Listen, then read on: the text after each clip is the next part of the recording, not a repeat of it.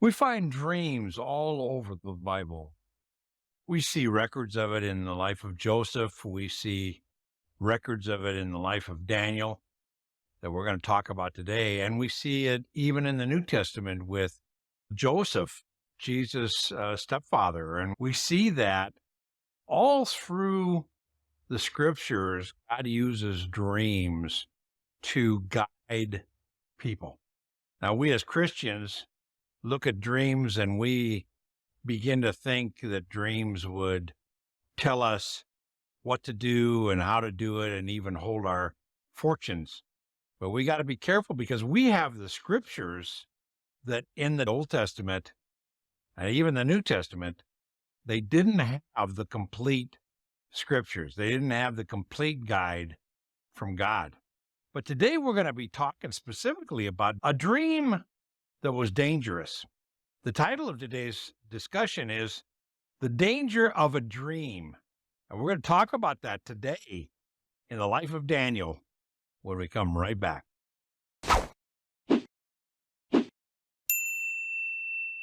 Hi, and welcome to Bible Study with Friends, where our goal is to help you get more impact from your Bible study.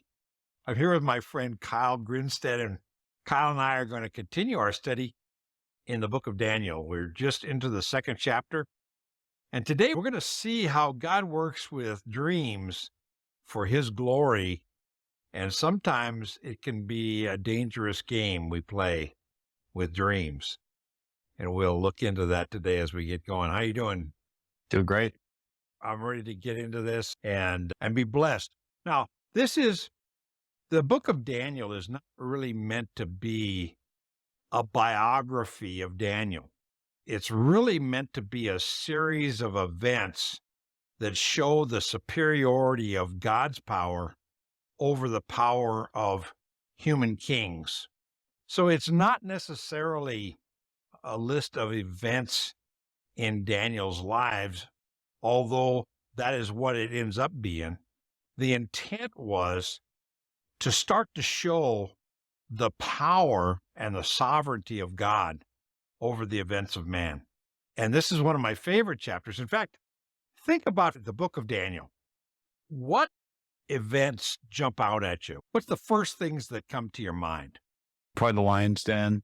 Okay, lion's den. A Else? lot of prophecy toward the later part of the book. Okay, you're above most of us because most of us didn't even put together that there was a lot of prophecy at the end. But what else? What other event jumps out at you? The lion's den, that's a good Sunday school story. Yeah. What other good Sunday school stories are there? I don't know, I guess the title of the story, but the three men in the fire. Okay. Or- Shadrach, Men in the Meshach, fire. and Abednego in the fiery furnace. Yep. That's a great Sunday school story. I think the other one that jumps out is this story of Nebuchadnezzar's dream and Daniel's interpretation of the dream.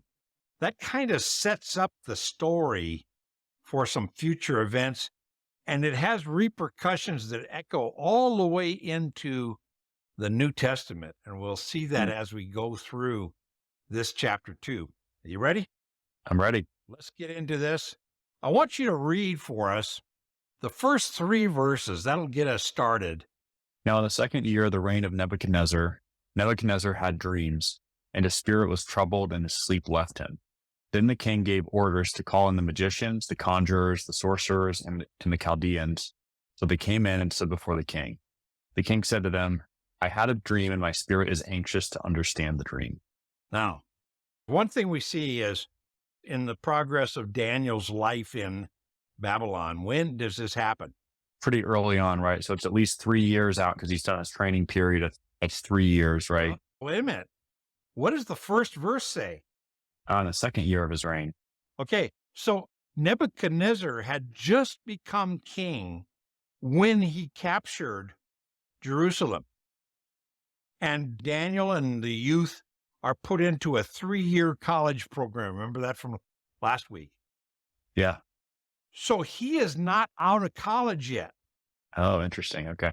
And that is one of the reasons why when Nebuchadnezzar calls the wise men and the Chaldeans and the magicians and all that stuff. Daniel isn't called because he's not a full-fledged member of the court yet. But he's in the court. Remember last week when we talked about the interview these young guys had? So he is starting to be known by the king, but he's not a college grad yet. This is still really early. So he's still pretty young, still in the 14, 15, 16-year-old, right? Okay. And we know that just because of that first verse. Yeah, second year of his reign. Okay. So now we go back and we have the fact that he had a dream and he calls, there's a list of people he calls. We talked a little bit about this last week. The magicians, these were soothsayers, fortune tellers. The conjurers, these were guys that could do tricks. The sorcerers, same thing. And the Chaldeans. Now, the Chaldeans were astrologers. They told the future, but they also were used by the king to forecast what year was going to be a good year to plant, what year was going to be a year of drought, that sort of thing. So they would call on the Chaldeans to look at the stars and read the astrology. Okay. So these were part of the court. They're going to be called something in a minute. We're going to see that, but let's go on. Let's look down. And I actually like this because this tells us a lot about Nebuchadnezzar as we go into verse 4. Let's look at that. All right. Then the Chaldeans spoke to the king in Aramaic. O king, live forever. Tell the dream to your servants, and we will declare the interpretation. The king replied to the Chaldeans, the command from me is firm. If you do not make known to me the dream and its interpretation, you will be torn limb from limb, and your houses will be made a rubbish heap. But if you declare the dream and its interpretation, you will receive from me gifts and a reward and great honor. Therefore, declare to me the dream and its interpretation. And then verse 7 and 8 are key here. They answered a second time and said, let the king tell the dream to his servants, and we will declare the interpretation. The king replied, I know for certain that you are bargaining for time, inasmuch as you have seen that the command from me is firm. Now, what we see here is a couple of things. There's the fact that he's had a dream, and the dream kind of bothers him. So he calls all these wise men, his counselors, into the court. But it shows the relationship between the king and the counselors, I think. Why didn't he just tell them the dream? Yeah, maybe he doesn't really trust them and is using this to weed them out or something. I think right now he has a suspicion of the wise men because I think he ultimately feels that if he tells them his dream, they're going to tell him what he wants to hear. A lot of powerful men like to be surrounded by yes men and guys that say, "Oh yeah, you're right. This is going to work out really good for you." We see that too much in politics today. But here I think the king is showing some wisdom in that this really bothers him. And he has a suspicion that if he tells them what the dream is, they're going to tickle his ears with what he wants to hear instead of really getting down to the nitty-gritty of what it really means. Yeah, so the solution is to not tell them the dream at all and force their hand to... Yeah. What an unreasonable thing. He calls these guys in and says, I had a dream, and it's a terrible dream, and it bothers me. I want you to tell me what the dream was and what it means. And of course, they go, nobody can do that. The first part he says, in fact, let's look at that. It's interesting. Verse 9, I know that you guys are bargaining for time. If you do not make the dream known to me, there is only one decree, for you have agreed together to speaking lying and corrupt words before me until the situation is changed. Therefore, tell me the dream that I may know that you can declare to me its interpretation. If you tell me what the dream is, I'll know that the interpretation is true. And look at verse 10. The Chaldeans answered the king and said, there is not a man on earth who could declare the matter for the king, inasmuch as no great king or ruler has ever asked anything like this of any magician, conjurer, or Chaldean. Verse 11, moreover, the thing which the king demands is difficult, and there is no one else who could declare it to the king except God's, whose dwelling place is not with mortal flesh. So what we see here is the Chaldeans are pushing back at this impossible thing. They wanted to know the dream so they could manipulate interpretation, right? And they say to the king, what you're asking is impossible. Two things. No man on earth can answer this question for you, and only the gods. Now that sets up the situation for Daniel to come on the scene, and Daniel is the man, and the God of Israel is the God who can declare this. So it's interesting how Nebuchadnezzar, he says, you guys are just stalling until I tell you the dream so you can tell me what I want to know. And just tell me lying and corrupt words that will tickle my ears, but not give me real information based upon a true interpretation of this dream. That makes sense? Yeah, it's interesting, the kind of threat of authority through that, because it seems like the king, part of the reason he wants them to declare the dream itself and the interpretation is because he wants to know they have the authority to back up their interpretation. Yeah.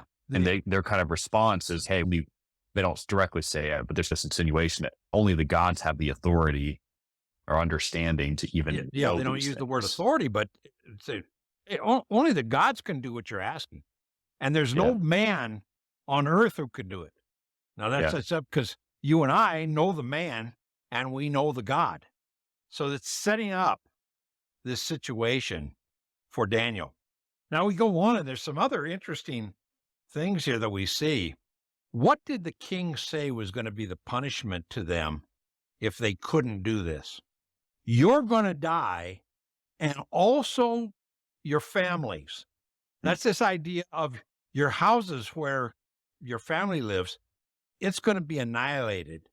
So the house of Len is going to be destroyed. That isn't just a physical building. That's my entire family. So it's a pretty severe punishment. Yeah. And so this is hanging over their heads.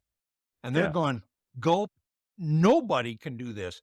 And no king has ever asked his court magicians to do this. Pharaoh hasn't in the past, and none of the great kings have ever said, interpret this, but tell me the dream first. Yeah. So that's an interesting thing, that this punishment that is hanging over their heads, Nebuchadnezzar says, if you don't do this, punishment is coming. And they go, it's impossible. So let's pick up in verse 12 down to verse 14. And we're going to talk about this a little bit. Because of this, the king became indignant and very furious and gave orders to destroy all the wise men in Babylon. So the decree went forth that the wise men should be slain, and they looked for Daniel and his friends to kill them. Then Daniel replied with discretion and discernment to Arioch, the captain of the king's bodyguard, who had gone forth to slay the wise men of Babylon. Now, we see a number of very interesting things here. But the first thing that we see is interesting is a term that's used for the first time in the book of Daniel, and that's this term, wise men.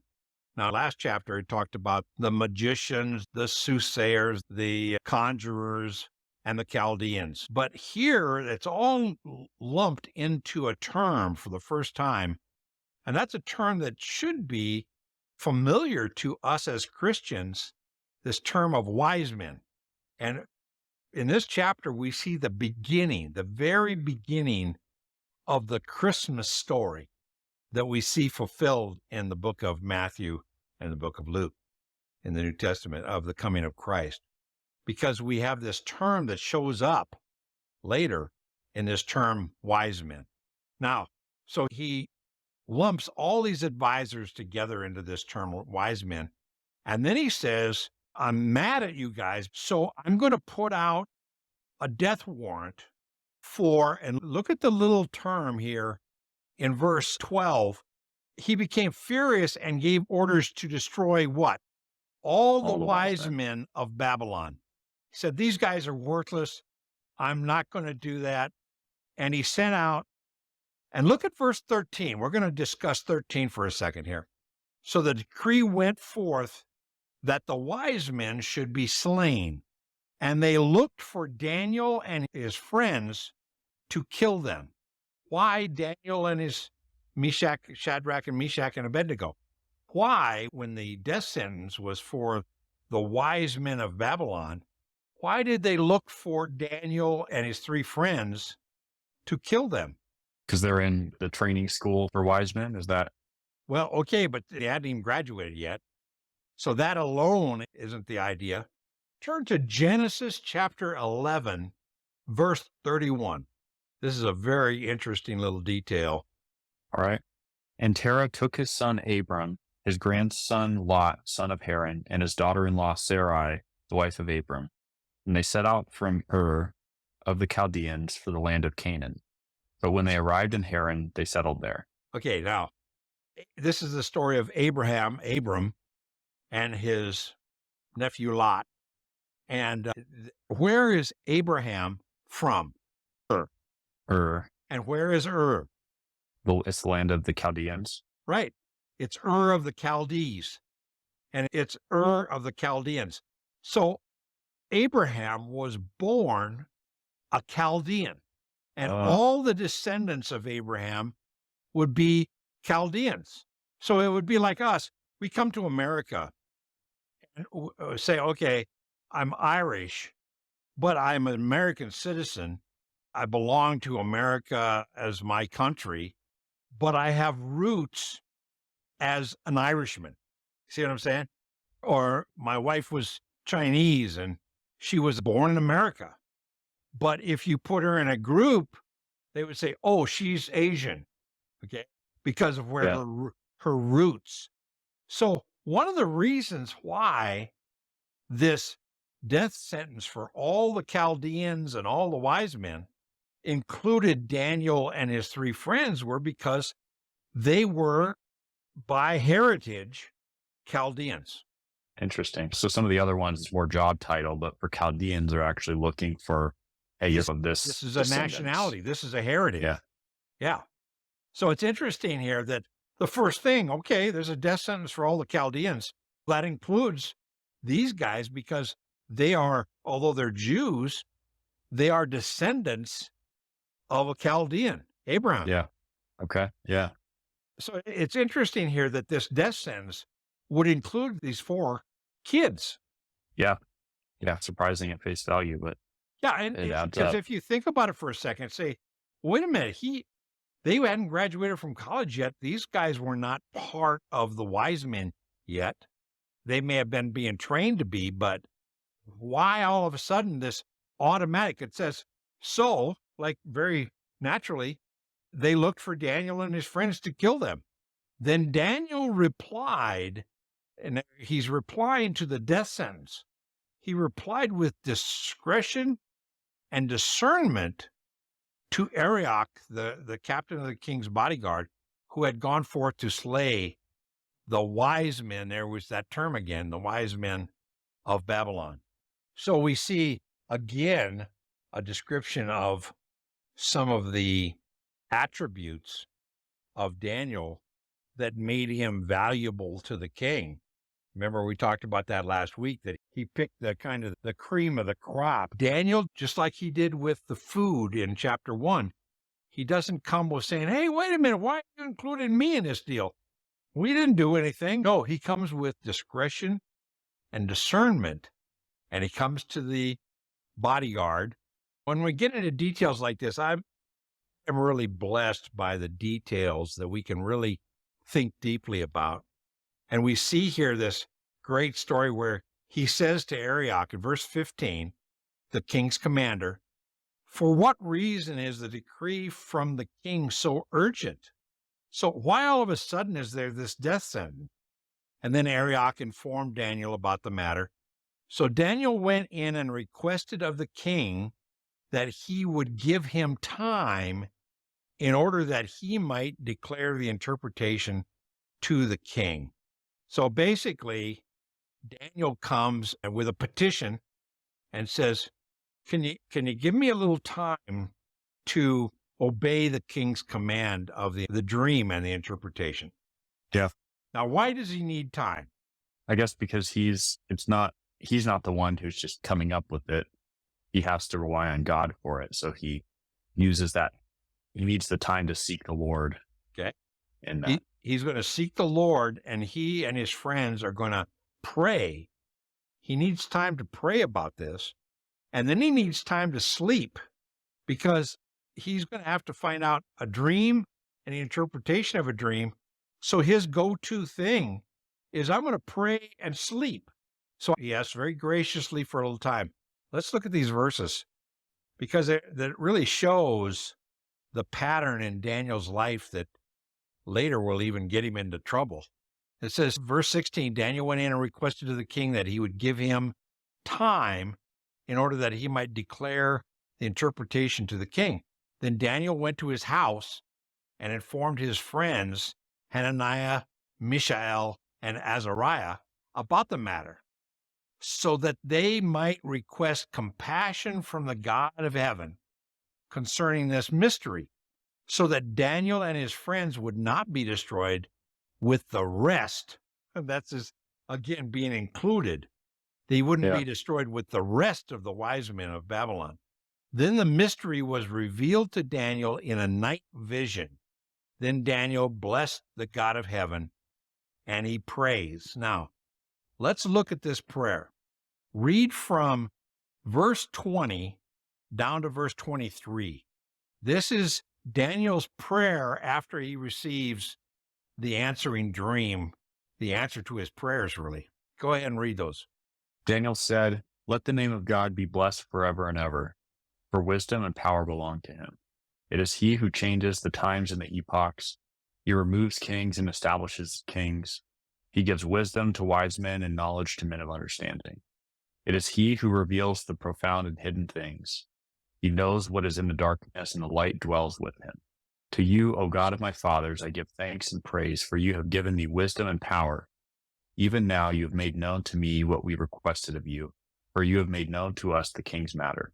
Now, that is very cool, because these verses, he almost sums up the whole situation in this prayer of thanksgiving. He talks about in verse 21, he removes kings and establishes kings. So this is Nebuchadnezzar, right? Nebuchadnezzar wouldn't be king if it wasn't for God's will for him to be king. He gives wisdom to the wise men. This is the Chaldeans and the conjurers and all them. And knowledge to men of understanding of the hidden things. That's this dream.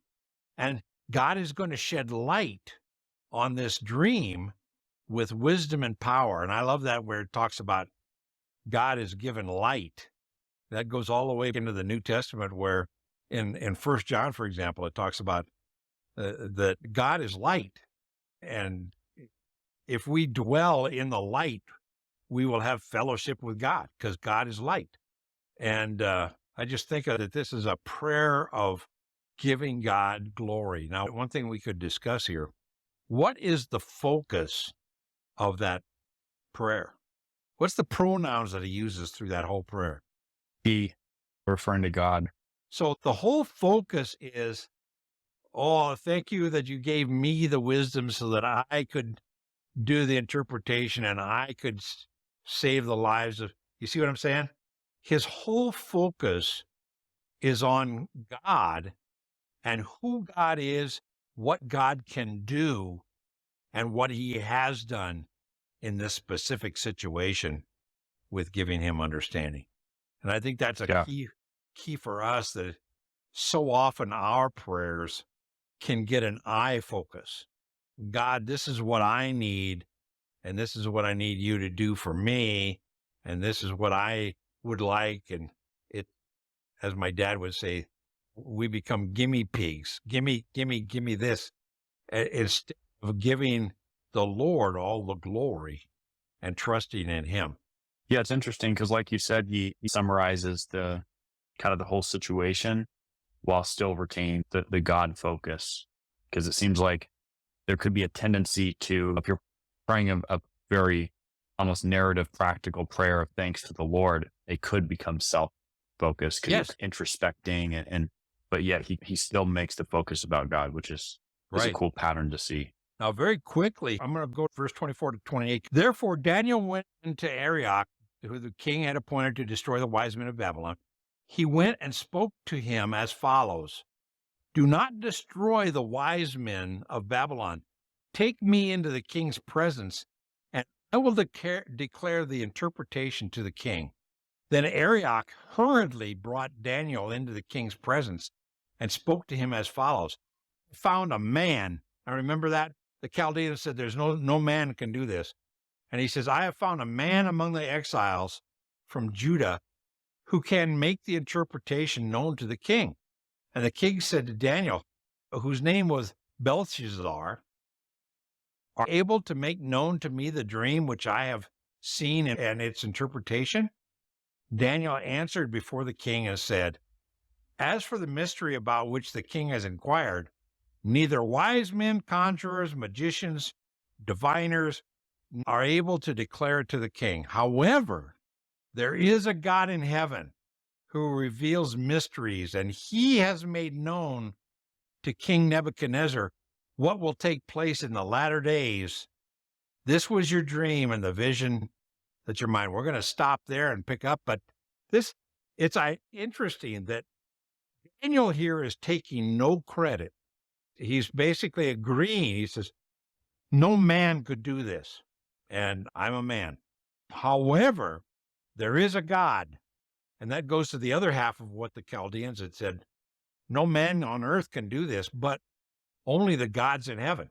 So Daniel is saying, hey, I'm going to interpret this, but it's not me. It's coming from the God of heaven, and he will interpret it for you. And we're going to pick up that next week by seeing what the dream is and some of the details here, and really seeing how this launches Daniel into a position that is an enviable position in the kingdom, a position of power and authority. So little details are interesting. We see the details of him being lumped in with the wise men. We see the details of his prayer and his friend's prayer. It's focused on who God is and what God can do. Make kings, give power, give wisdom, give understanding. It's all God.